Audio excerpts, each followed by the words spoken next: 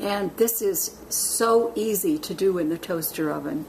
So I have here 4 cups of turnips, which I have sliced into 1/2 inch wedges. And then I'm just simply going to sprinkle on the various spices, starting with 2 tablespoons of olive oil.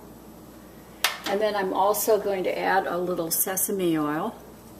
If you like that flavor, that's a really nice addition.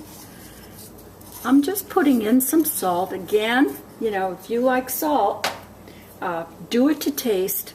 This is paprika, which I thought would be a good addition. Also a curry powder, which is kind of a nice flavor. Cumin, which I think will be nice too. And a little ginger. Then I'm just going to mix this up really well. I'm going to be put on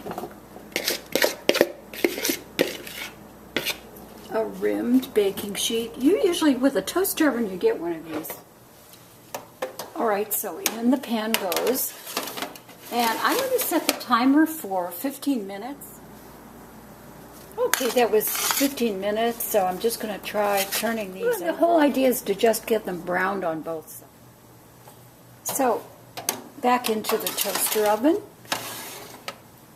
You'll notice I have the rack at the baking level.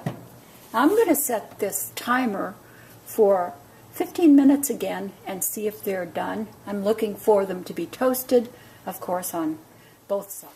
Wow, so that was another 15 minutes. And, you know, I think that roasting vegetables just redesigns the whole significance of vegetables being delicious. The flavor of these wedges of turnips is just wonderful.